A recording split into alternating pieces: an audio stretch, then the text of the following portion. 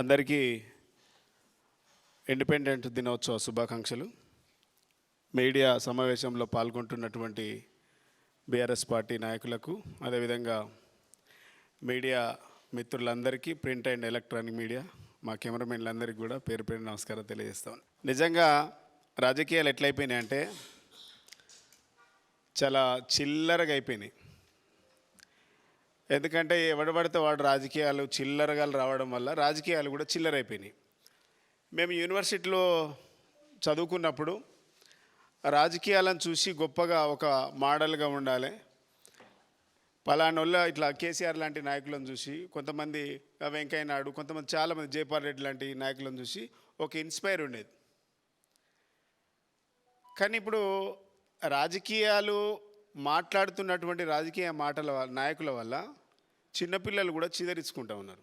Subject లేదు, సరుకు లేదు, అవగాహన లేదు, సభ్యత లేదు, సంస్కారం లేదు, నోటికొచ్చిందల్లా మాట్లాడుతూ ఉన్నారు.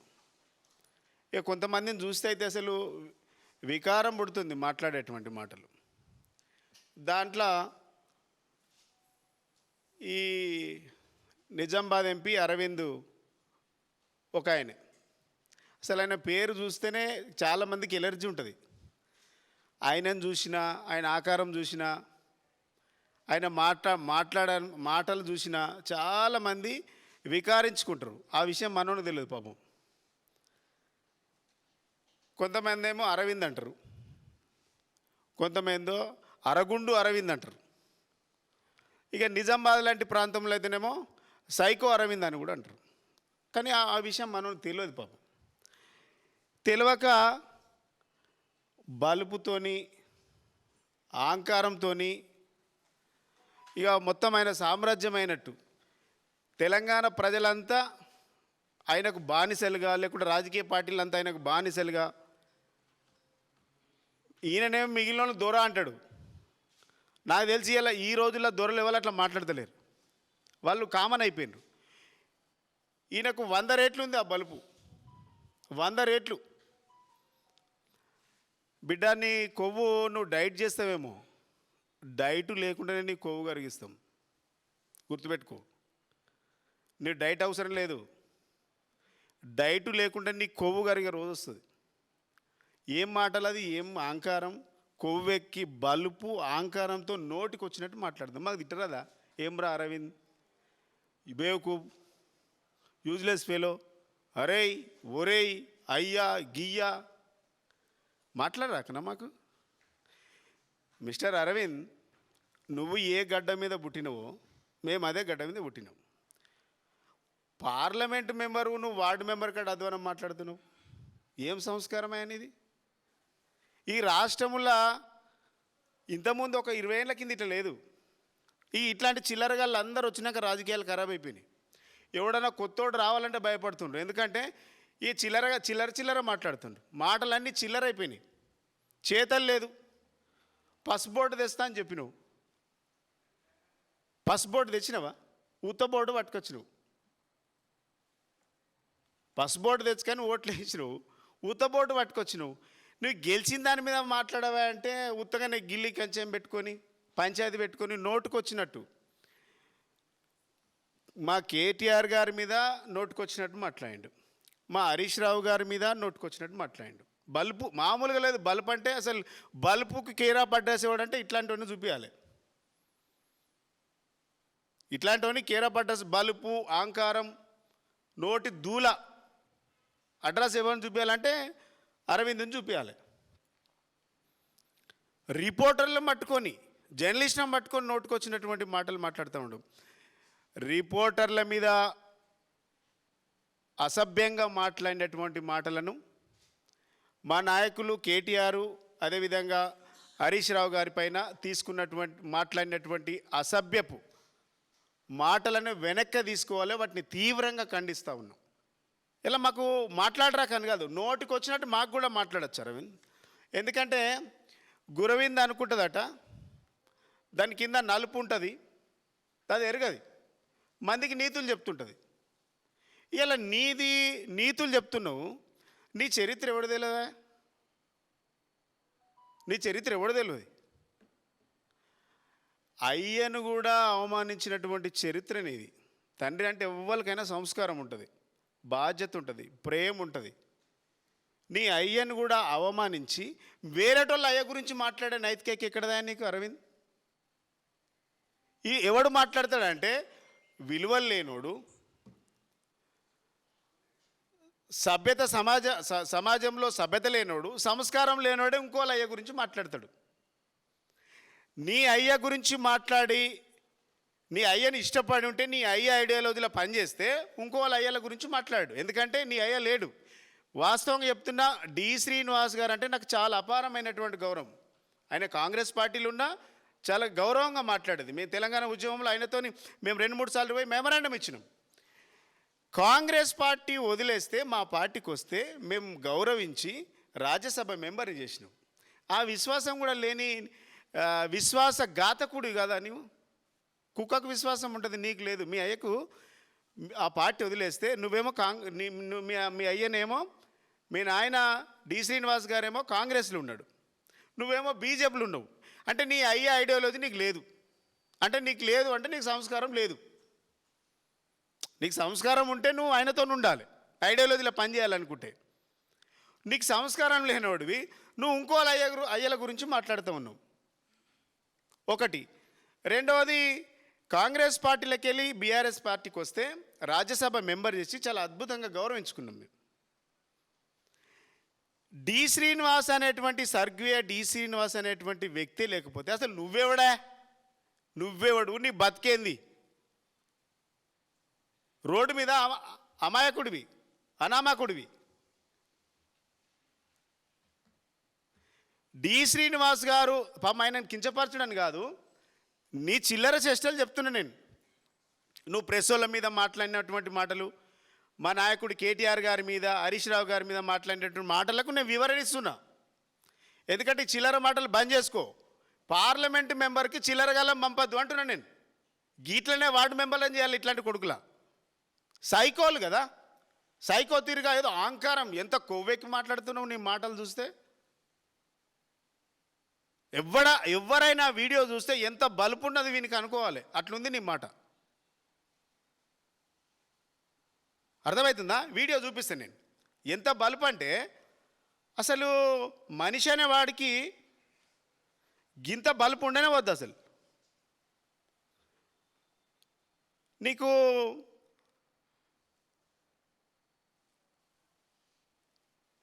నీ చరిత్ర, పిసిసి ప్రెసిడెంట్గా ఉన్నప్పుడు బీఫాములు అమ్ముకుని డబ్బులు ఇస్తే కానీ, సూట్ కేసులు ఇస్తే కానీ బీఫాములు ఇవ్వలేనటువంటి చరిత్రని ఇది. మీ అయ్య పేరు చెప్పుకొని, ఇది నేను చెప్పలే.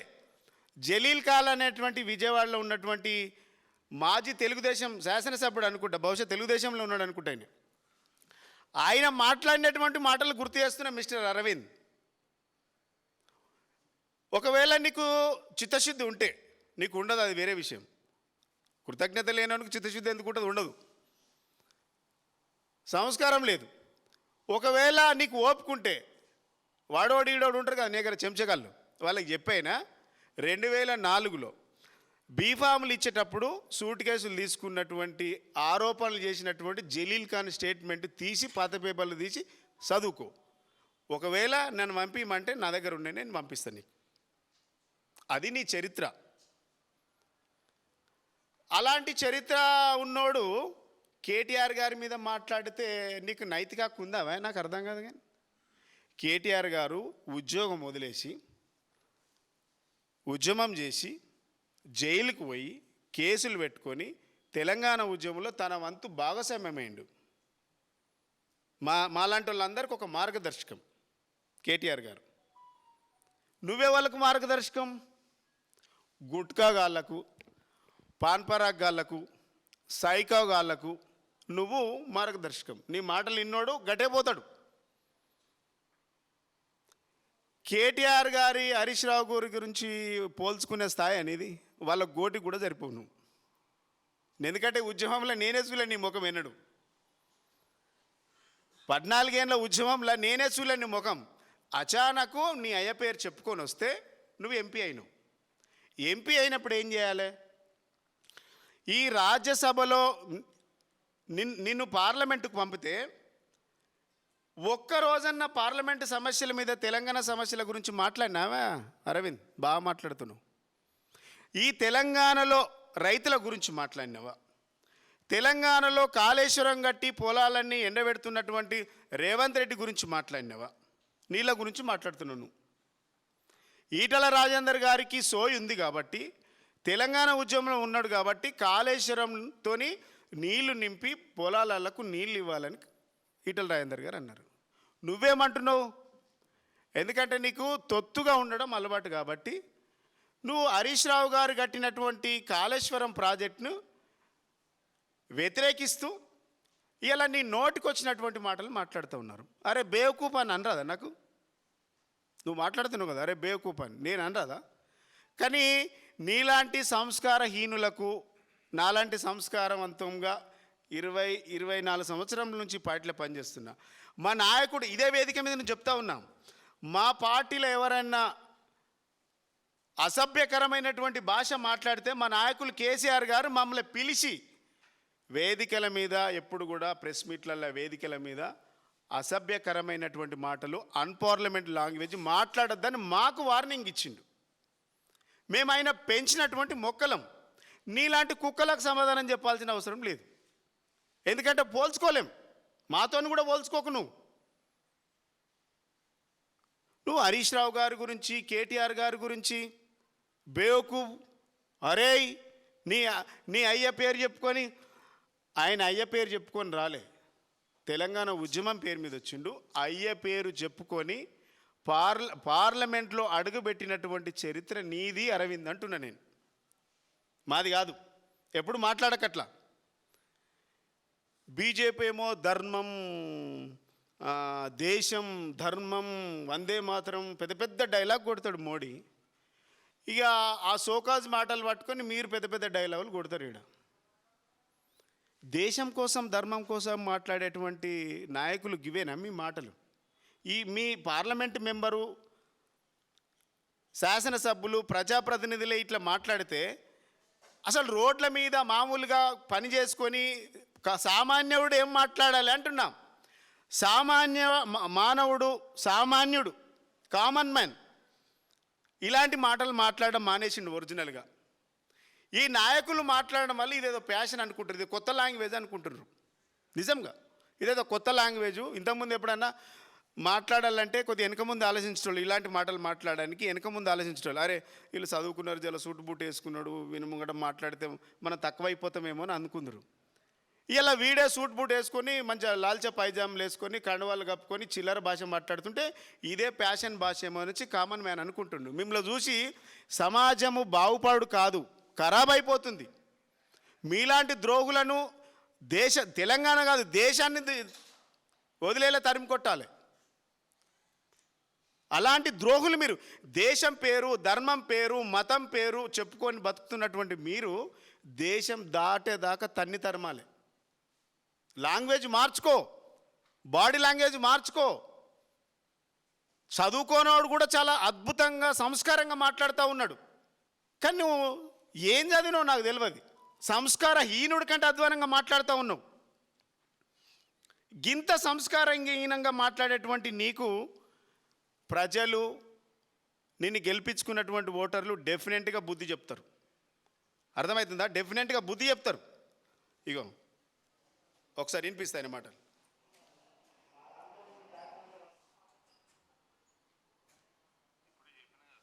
వినాలి చెవులు. ఆ కౌన్సిలర్కి గెలవనోడి గురించి అడగకరా నాకు. కౌన్సిలర్ గెలవనోడు ఏమడుగుతారా నన్ను? రేవంత్ ఒక్క నిమిషం.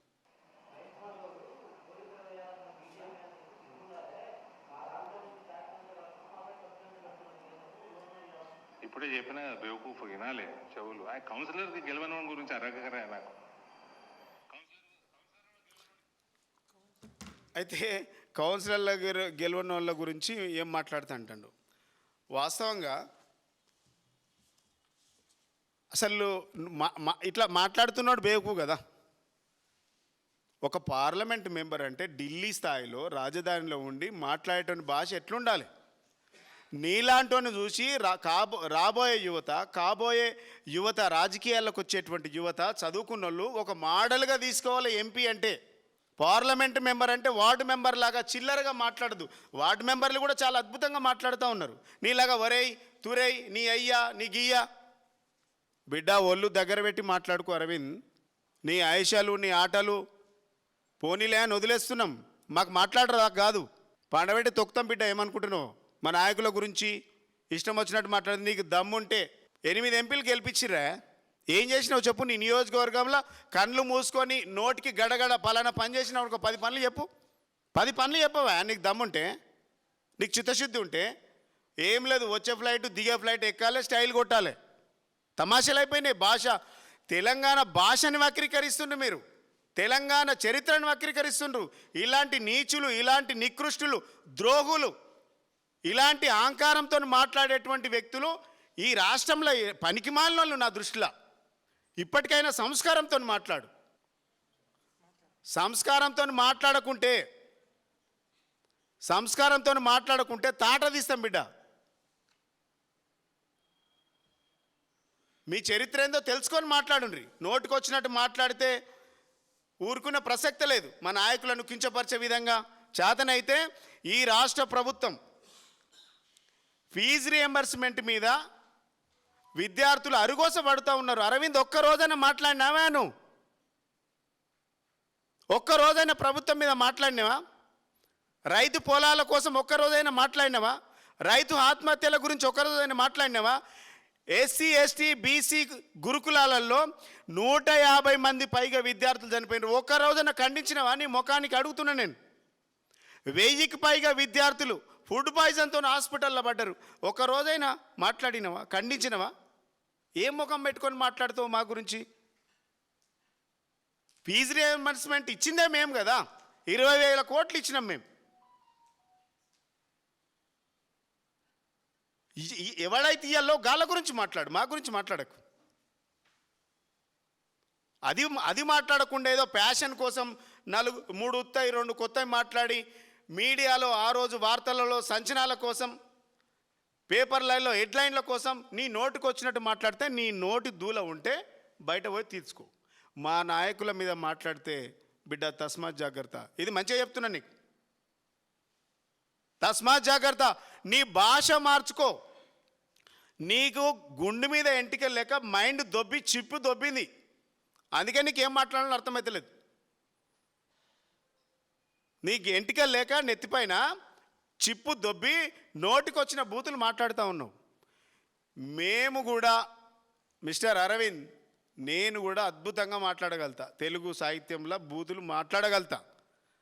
కానీ మా పార్టీ సంస్కారం నేర్పింది, మా పార్టీ సభ్యత నేర్పించింది.